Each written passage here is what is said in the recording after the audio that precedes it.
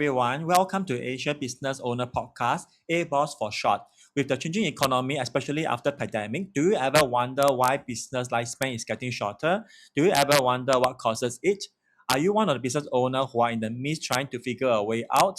Or are you intending to start your own business venture, believing that everything will work out, but somehow you feel something is missing? Or do you want to start a business, however, you do not know what to go for? If you have all these questions on the list that I mentioned earlier, or many more that I have not mentioned, then we are here to fill the gap. My name is Joe. And then, as Christmas is approaching, we would like to invite more guests on our podcast to share generously on their knowledge, experience, and how they overcome challenges in their respective field. So let's get hungry as our guests today own multiple restaurants. And if you heard of Ipoh Town, Fortuna Singapore, and Shinkazi, and patronize them properly, you will remember them for the food and services they provided. Now, let's welcome Lucas from the Gourmet Factor. Hi, Lucas. Hello, hi Joe, hi Ben. Thanks for Hi, inviting me Lucas. today. Okay. Now, first thing first, Lucas have a very interesting background. I think I have to share. First, in the first place, he's not a chef for information. Okay, but he went into this industry mainly because of some passion that he had and some of the history and knowledge that he actually equipped with. So first thing first, what inspired you to step into F&B when there isn't any period experience, Lucas? So for me, I'm actually an accidental F&B entrepreneur, and it kind of started out with me investing into four different brands within a very short span of 6 months. So eventually, I saw that there were opportunities to kind of like systemize, improve the systems, processes in a more efficient way of doing things. And I also wanted to consolidate my investments under one single group to create a synergy across the board. And which is why ultimately I decided to unify the brands, set up a brand management company that will also be able to help me to create something that is able to create new concepts. Okay. So correct me if I'm wrong, it's something like supplement a support to chef where they do not equip with the management's Mm. marketing skill set so that you are actually like a backend support to support them on that. Yes. So think of F&B like a dual engine. So Mm. like an airplane, you need dual engine to actually fly optimally. So on one engine, you have the kitchen side, you have the kitchen management, operations, recipes, creating new dishes, for example. But yet many of these chefs they are not equipped, and I would say that management side, the business side of things, the marketing, the HR, finance is most of the time it's not their forte. So that's where we create the other engine, which is the backend support, to like really allow the chefs to be able to focus on one thing they are good at, which is the kitchen and the kitchen recipes, creating dishes, and just really let them focus on the things that they're best at. So before I we have a plug quick in, question. mm, Sorry, I have a quick question. anyway, So because chef, they are usually very like they want to use the best ingredient, those kind Mhm, of things, mhm. right? Then how do you like get a consensus on managing the cost aspect of it and then managing the so-called good ingredients kind of things? So for industry norm in terms of food cost percentage wise, normally range between 20 to 30%. And it largely depends on the kind of cuisine that you're offering. So if I'm doing a very meat intensive kind of concept, like a steakhouse, for example, then definitely, the cost will be leaning more towards like 30%, for example. But if I'm doing more like pizza, noodles, then I mean, flour is flour. Like how much can the cost of flour be? But so definitely the cost is going to be lower.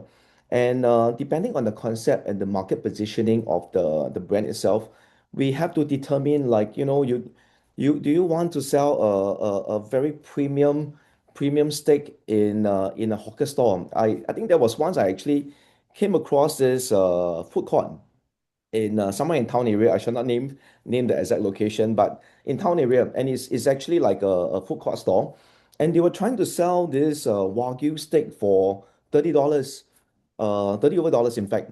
And I'm thinking, who in the right frame of mind will actually pay 30 over dollars for a steak in a hawker store in the food court?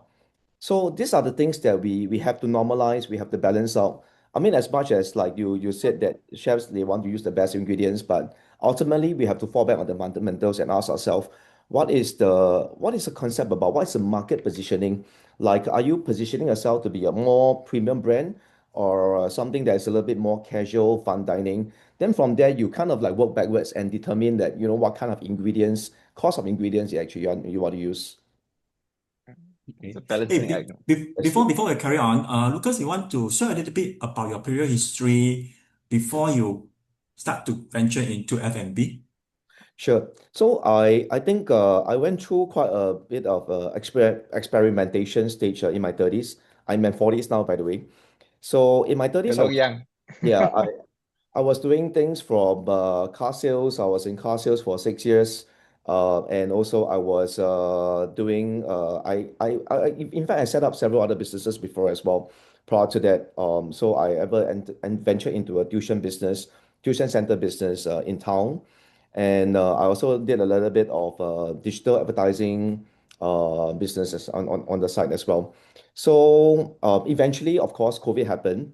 Then car sales at one point it was doing really really well, but COVID happened, COE went up really high. So and I noticed that actually the property side of things was still doing very very strong.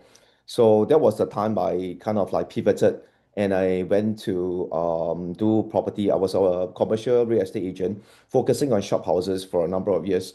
And eventually, how I came about F&B was really entirely by chance. So that's why I really call myself as a accidental F&B entrepreneur. Somehow, in the midst of networking, in the midst of the course of my work, I came across like I entered into the invested into the cafe, which they were basically looking to set up a second outlet. So I became their partner, set up their second outlet. I mean, it's the first for me, but basically put some funds in to expand the brand. And subsequently, with just very short, like 3 months later, I was marketing a space in Kampong Glam, whereby I came across two Malay chefs that used to work in Michelin star restaurants. So they were like my tenants. I'm basically their agent. So eventually signed on the lease, but just one day before the handover, they called me and said, "Hey, Lucas, I'm so sorry. They are not able to continue the lease because their investor decided to back out." So at that point in time, a light bulb moment came. Like, I thought, why don't we talk it out? Maybe we can work out something together. So literally, it was a one-day decision. The next day, I invited them to my networking event. Then we chatted over 2 hours, understood what kind of concept. They said that they wanted to elevate the standard of halal Muslim dining because sometimes when people talk about Muslim food, halal food, it's like the standard seems to be a little bit short as compared to other cuisines. So eventually, it was literally a leap of faith. Decided to do the wood fire concept together with them. It's just literally in just like a 2 hours decision.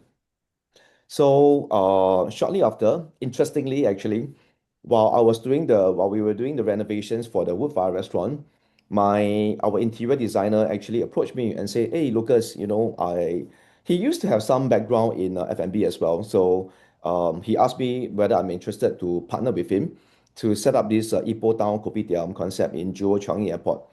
And knowing Jewel Changi Airport, it is a very interesting location managed by CapitaLand. It is not an easy mall to get in.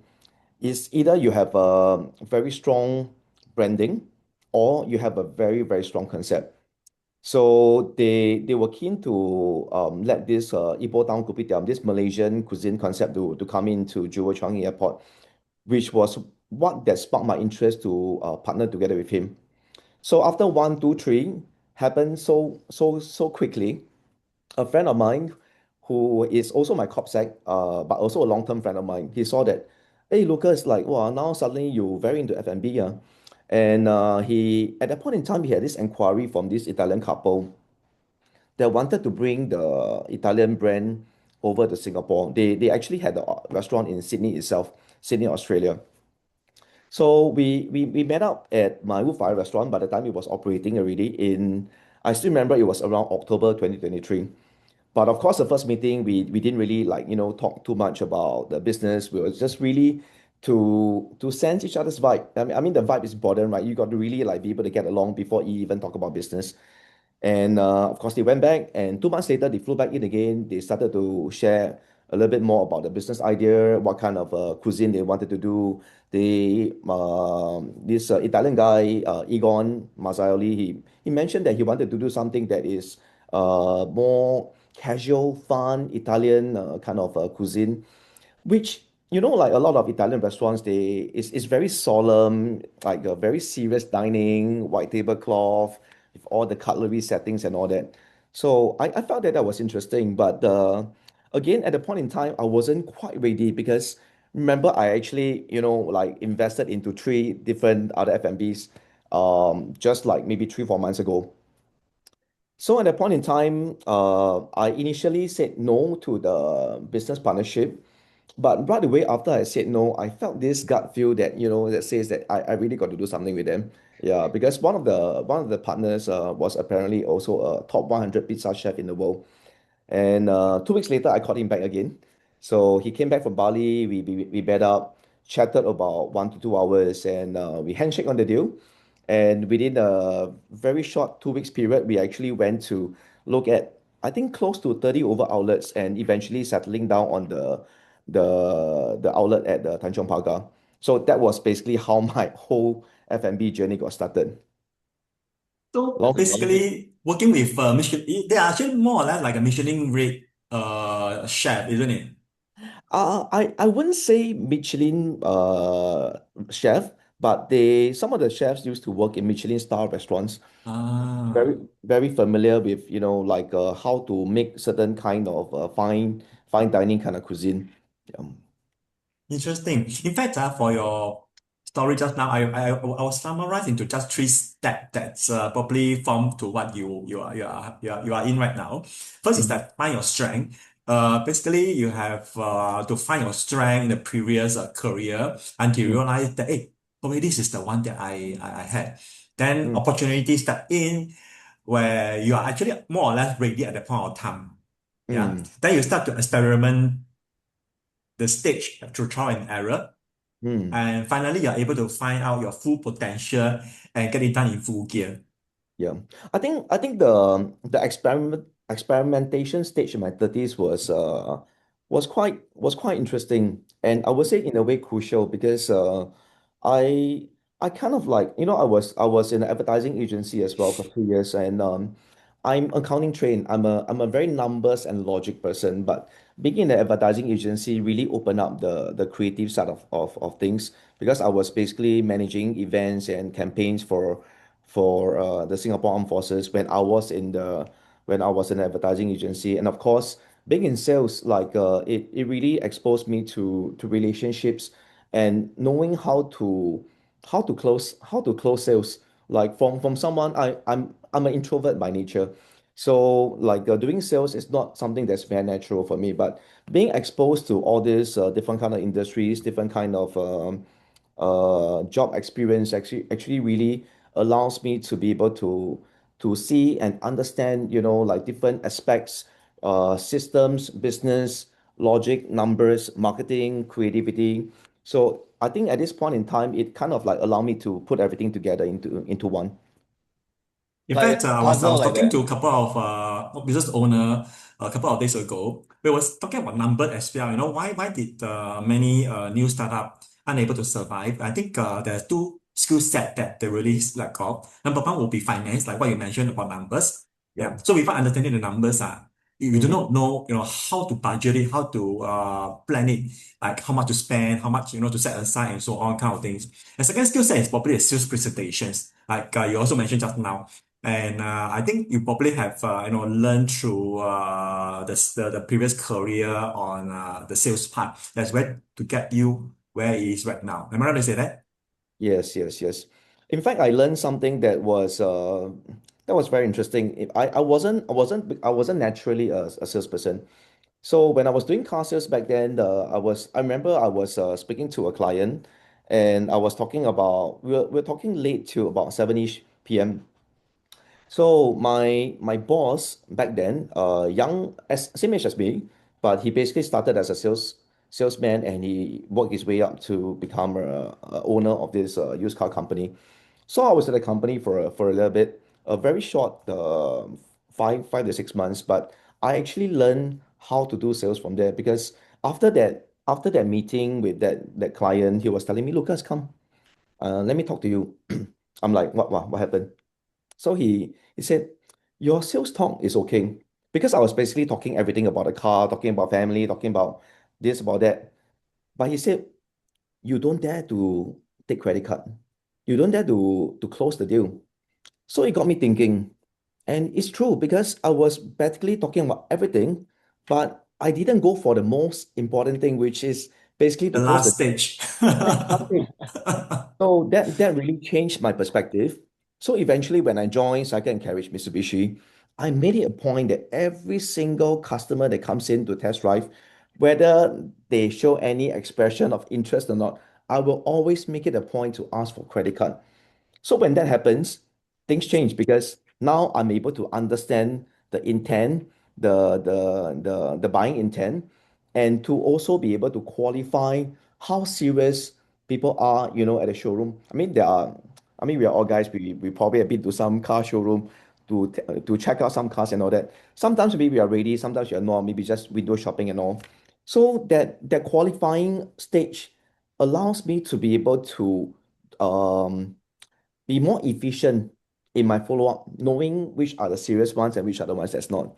And sometimes in the midst of just a very simple act of asking for credit card, you'd be surprised. Actually, some people are just ready, even though they don't show it. Just curious, how did you ask for the credit card? It's like, what is the exact phrase that you use? I think this one we should actually hold on to the topic for the next interview. That Yes, can be the next and session. yeah, because that time puzzle on my training also.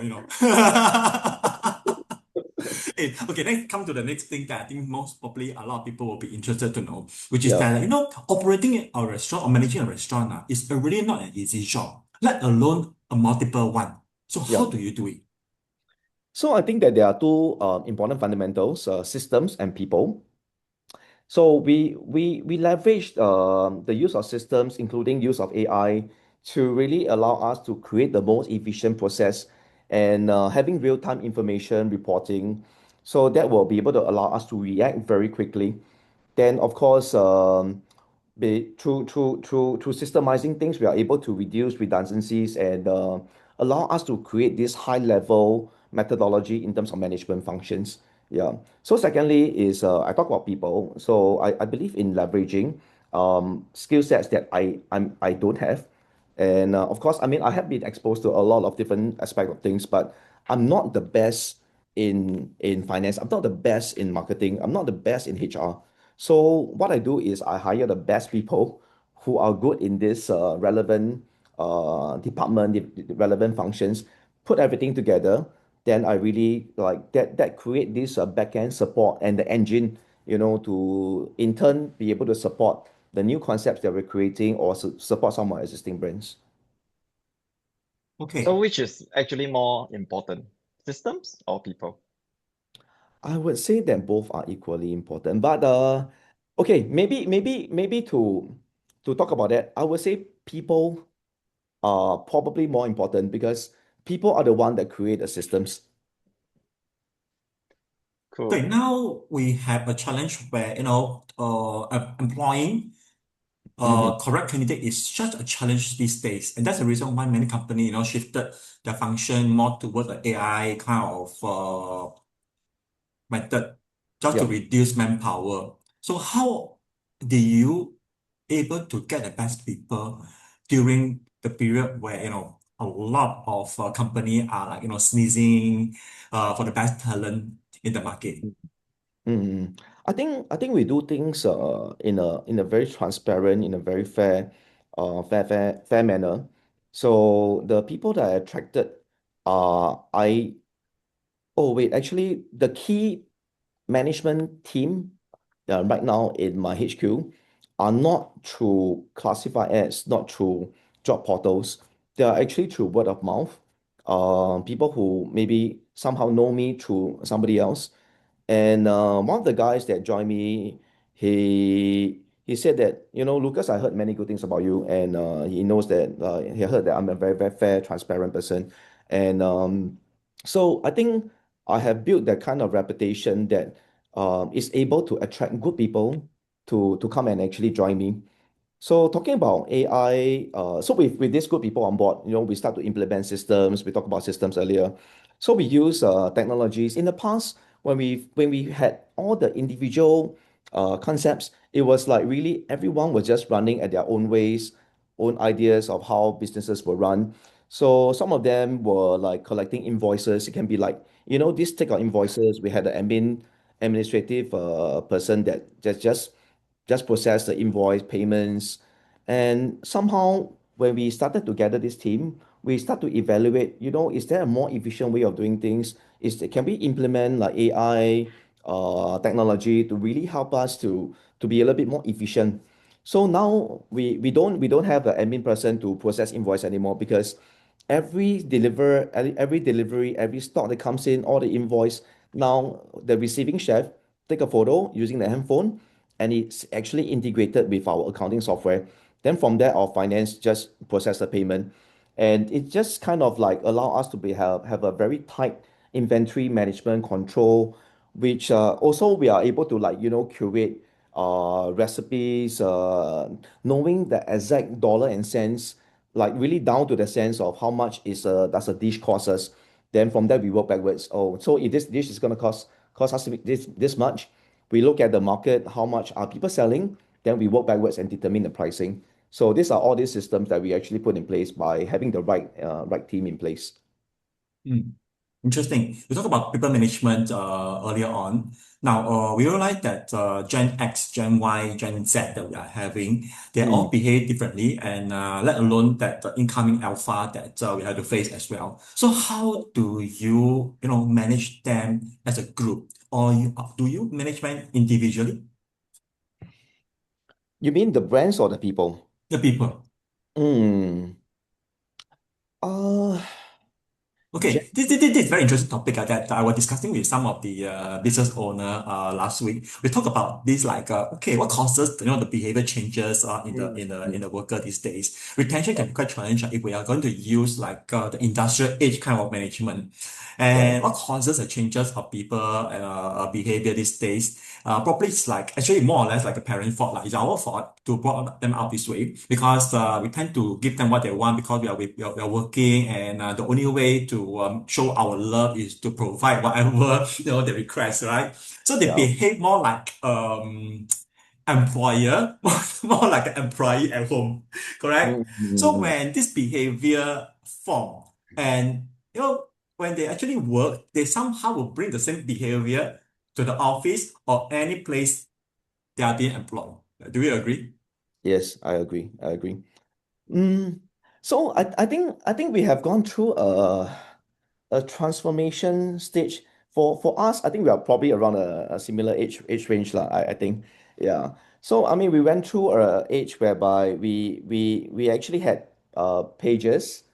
Then after that, in my junior college days, we had mobile phones, and during that period of time, like we started to use computers. We were using the dial-up modem, and now like switching to broadband. So for us, I would think that we tend to be a little bit more flexible to be able to okay, maybe the word is adaptable, adapting to new technology changes and all. Youngsters these days, it's like a given. My kids from young, they had iPads and all. They can use all these things. To them, they never understood what is dial modem. Why when you use the internet, when someone calls in, then your internet connection will be broken. So it's a very interesting mindset between these two different generations. And of course, in terms of people management wise, definitely you have to manage these two different people very, very carefully as well. I heard from, I mean, I knew that one of the pretty established brands, what they do is really a very top-down kind of management because the owners are pretty, pretty elderly, and in their like maybe 60s, 70s. So they have a very rigid mindset.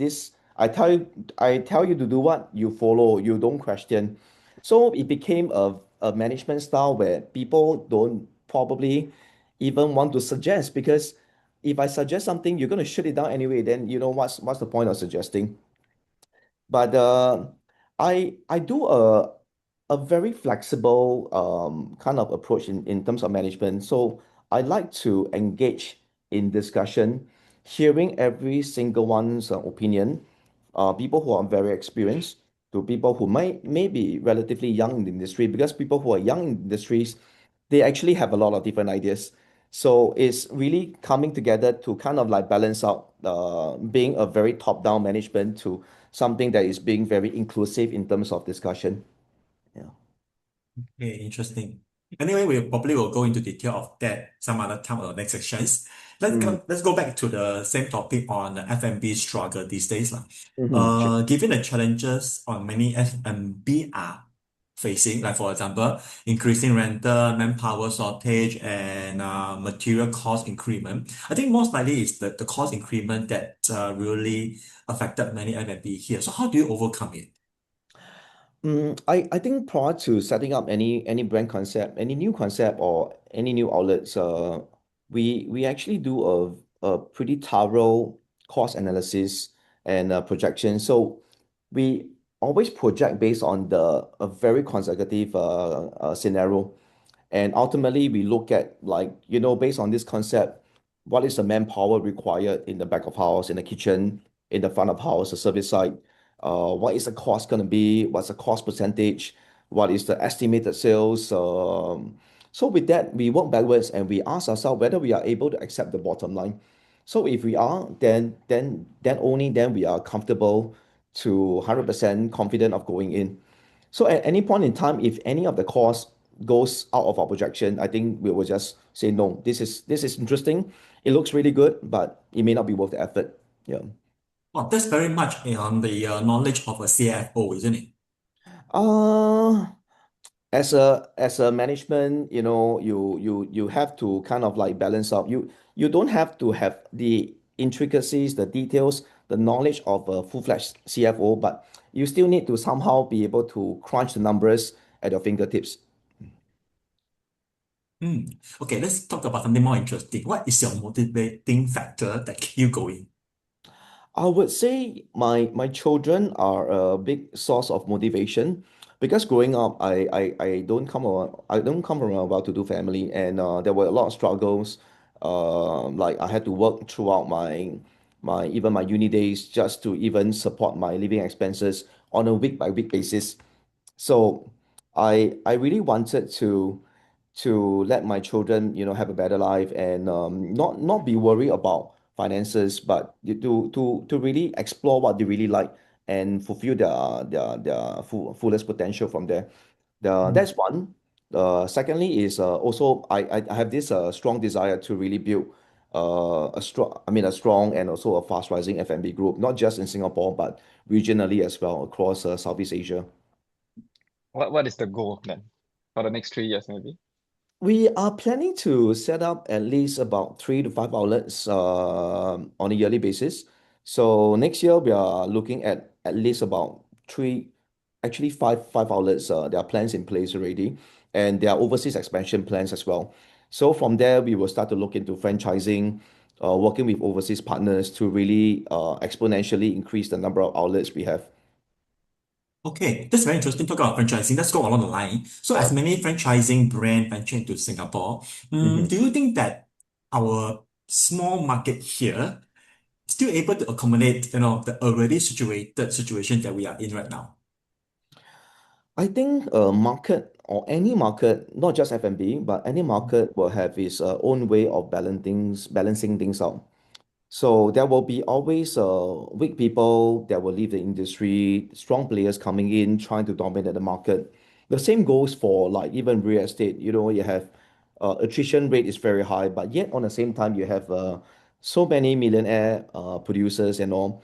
So this is not just relevant for the F&B industry. You have a lot of strong franchise brands coming in, but ultimately is we really need to ask ourselves what can we do or what is important.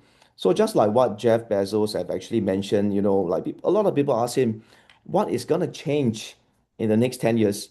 So he pointed out the important question you should be asking me is it's not what's going to change, is what's not going to change over the next 10 years. Then from there, you look at your core functions of your business and you determine what is the most important thing. So F&B, I mean, honestly, even with robotics, AI, without, all the social, economic, changes going on, I think people are still going to like the experience of dining out, social gatherings, birthday celebrations, parties, events. These are not going to change. So what are the things that we can do? We focus on fundamentals. We focus on consistent quality food. We focus on strong excellence, service excellence, customer service. We focus on very strong marketing to create that awareness, exposure. So I think ultimately we still have to fall back on our fundamentals to really make sure that we are able to remain highly competitive in that sense. Hmm. So talking about the next 10 years kind of thing, what do you foresee F&B industry will be like here in Singapore? Hmm. I think the industry will go through some changes in the sense that because especially Singapore, we are facing like a labor manpower crunch. Cost of labor is pretty high as well as compared to other countries. So many companies will probably start to adopt technologies, maybe using of robotics to for certain process. I mean, it may or may not, depending on your kind of concept. If you are very service oriented, then probably you won't be using robots to serve the food. You still have a service staff and all that in the front, but maybe it could be on the back end kitchen, food preparation, certain preparation processes that you can actually use robotics to ease the use of manpower for more efficient way of cooking, consistent way of cooking as well. And also at the same time, probably AI will definitely be something that more and more people will be trying to use. Like, I mean, for us, we are already using certain functions of AI into our inventory management as well already. Yeah. Mm, I mm, just want to mm. dive a little bit deeper into the manpower challenges now. It's like, Mm. I mean, F&B is really very long hours, those kind of things, right? How do you attract people into the industry? I think ultimately people are attracted by monetary factors. So you just got to make sure that you pay sufficiently well enough to compensate them for the time that they spend in your company. So yeah, so if of course finding ways to incentivize them to motivate them as well. So a dishwasher earn 4K a month, something like that. I think Nice. Sakai Yes, Sushi. yes, yes. It's true. We pay around the kind of rates. Yeah. But beyond the monetary factors, I think the qualitative aspect of things in a company is important as well. So I always share with my staff, whether it's from the HQ side or the restaurant side of things, that I don't want anyone to I don't want to see cases of bullying, politics. I think as much as possible, we should be a very tolerant kind of culture. Everyone is built differently. I mean, where we may not get along very well as friends, but it doesn't mean that we need to go against each other as colleagues. Like work is work. Like I think everyone has to be professional in their work.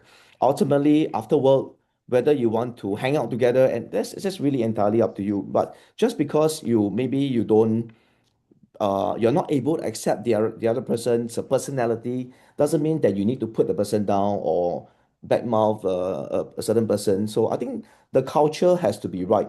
So this is the culture, the qualitative side of things that we are also trying to normalize it across all the different brands. What about like career progression kind of thing? It's like, Mm. yeah, So, do so you have for something in mind for your people? Yes, yes. I think because we are not like a single restaurant kind of operations, and we do have a HQ here as well. And of course, right now we are even looking at overseas expansion. So I would say maybe the more supervisory management level staff coming in, there are definitely opportunities to really grow beyond their existing job scope. So I think that is one of the maybe the attraction, when they come and together with us in our organization. Okay. It sounds like there's a corporate ladder for them to climb. Yeah, yeah. In a way, yes, yes. There are opportunities. I I don't I don't qualify Mm. anyone based on academic qualifications. To me, it's not about like looking good on papers. It's just like I think there was a news about the Starbucks. They hired a McKinsey consultant to go in to become the CEO to manage, but everything went down. Operations were starting to having some issues, but in the end they got a real operator, and they things changed. So for me, it was never about like academic qualifications, but how committed you are to the growth of the company, and at the same time the attitude, the your well, what you are able to really accomplish. I think I see more of this kind of traits in people. So I don't care. You can be a PSLE O level, GCE O level, but if you're good, will bring you into the company, will give you opportunities for growth as well. Okay. So let's say right now, if there are some new startup that want to venture into F&B, what would you advise them? Like, okay, for example, how many timeline, how long would that be to make sure that they are already stable? Hmm. I think usually it will probably take about 3 to 6 months to stabilize a new F&B restaurant. But the advice is that don't go in to F&B just because you have a flair for cooking certain good food. I think it's important to understand the fundamentals. It's a F&B business, so you have to be good in not just food and beverage. You have to be good on the business aspect of things as well. So you need to really understand the full spectrum from all the some of the HR policies, CPF matters, finance systems, payments, as well as like even marketing. I think sometimes people think of marketing, they think about it as oh, just post on social media, but it's not just a simple matter of just posting your food on social media. But I think marketing goes beyond that as well. You need to really be able to analyze the data down to like daily, hourly, knowing that when are the high season, low season, or even like which are the week timings on a daily basis. From there, you are able to put things together, organize campaigns, promotions to really plug in the gaps and the shortfalls during the low periods. So I think there are fundamentals that a lot of people, when they want to come into the industry, they don't have that. They just think that, oh, I can make good food. Let me just start something. But there's a lot more to it lah than just just being simply able to cook good food. I think that job It's very well business, with man. the book I wrote, The Business Cancer, Mm. where there's one part saying never work alone. So which Yeah. means that you actually need to collaborate with people that can compromise the strength that you are having. Yeah. Hmm. So that I don't know to take care of your weaknesses. Yeah. How Yeah. come I how come I don't know you wrote a book? Oh yeah. Oh, I didn't I inform get you, huh? five Remember, I will send you entrepreneur. the link. So, anyways, we start a little bit since you mentioned about the book. Well, I did mention about like in businesses there are four different stages. So Yeah. number one stage would be like a business like cancer. You got four stages, ma. Mm. The first stage will be the hidden stage where business start to slow down, but apparently it's still growing. A lot of business owners still think that it's healthy, but because of a lot of reasons like economy slow down, what else? Many manpower issue, and what causes a lot of slowdown. We've got a lot of reasons that come along, but they didn't realize that in fact that is a signal of the first stage of cancer. Hmm. Yeah, so I in my book I actually wrote quite a lot about this. Then second stage will be the resistance level where they will hit a point where they will somehow, no matter what, they can't break through. Yeah. Then unable to break through, it will actually slide down again. So at this stage where we call the stage three, the revival stage, if something going to do about it, it will go further down to the stage four, which is very, very fast, which is terminal Hmm. stage. Yeah. And apparently, I was sharing with quite a number of people that many business owners come to seek for help. Mm. Usually, they are at the terminal stage. That's actually pretty sad. Yeah, that's true. Mm. That's true. So that's why I think for us, we always look at like real-time reports, reporting on a very regular basis. That's like your health checkup. You got to constantly check the health of your business, like for your health of your body, your health of your business. So we with that, if any things actually came along, we are able to quickly rectify. So in fact, just to share an example, I think just a couple of months back, one of my restaurant, I think like from the start of the year to like July, it was actually doing okay, doing well. But all of a sudden, for 2 months, like there was a dip of 20%. No idea. It just suddenly happened. Then so we quickly, because we had real-time reporting reports, and we quickly gathered the team together and like really asked, hey, what's happening? Like, what can we do? So it was a it was a la carte dining concept, and we quickly, within a short period of 2 weeks, we gathered the whole team. We put together a weekend bottomless buffet dining. So got a marketing team come in, launch the this buffet dining for the weekend, and I mean, thankfully, during the first launch, we actually went up, a sales increase by 35%.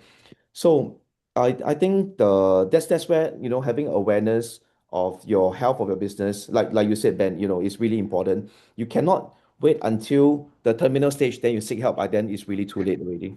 Correct, correct. You're totally correct. I totally agree with that. And that's along the line as well. I did highlight quite a number of health check for business, a business health check procedure in order for them to identify the situation they are in.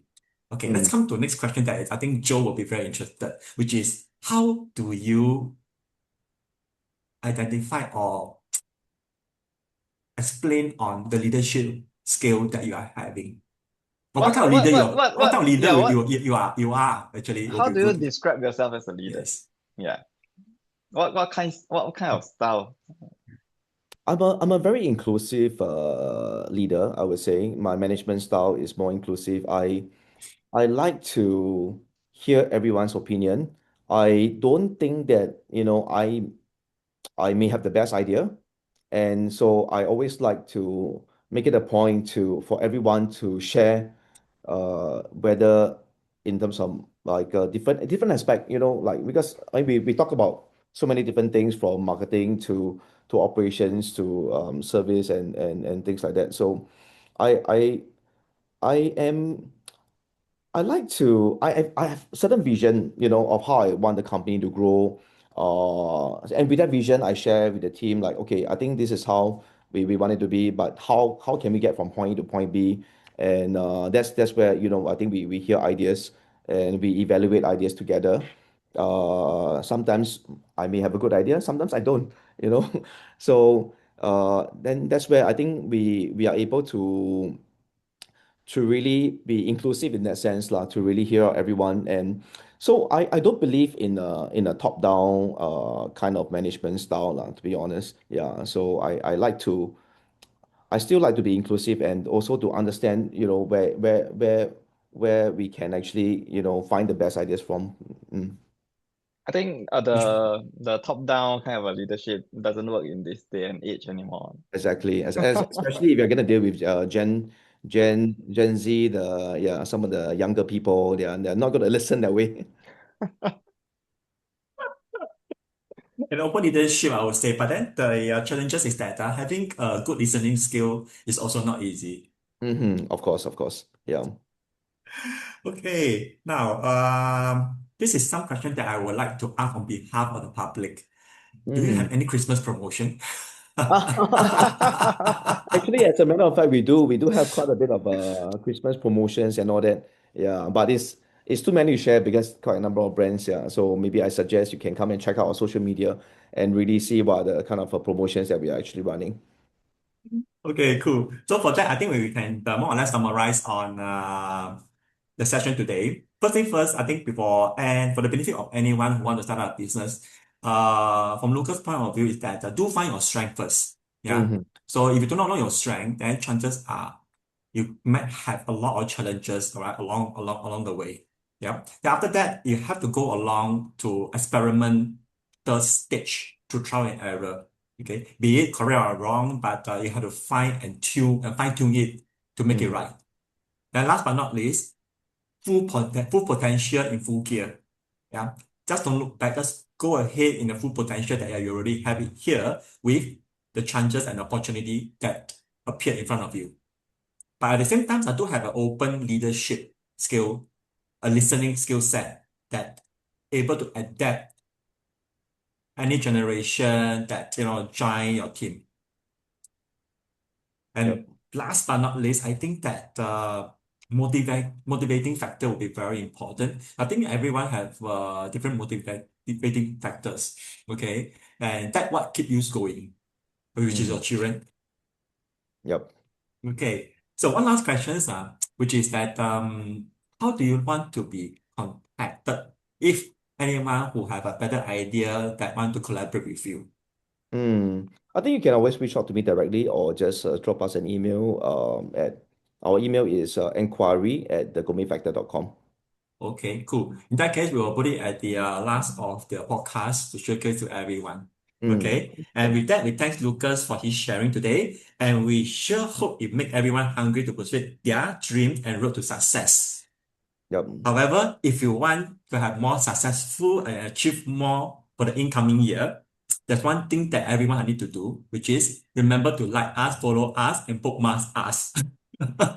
So with that, all right, we thank you very much, Lucas, for the sharing Thank you, today. Lucas. Thank you, Ben. Thank you, Joe. Thanks Thank for you, thank you. inviting my And Lucas, session. you just hold on to the line. So before that, I think probably we have some more questions for you privately because we want to know more about your promotion. No problem. I'm gonna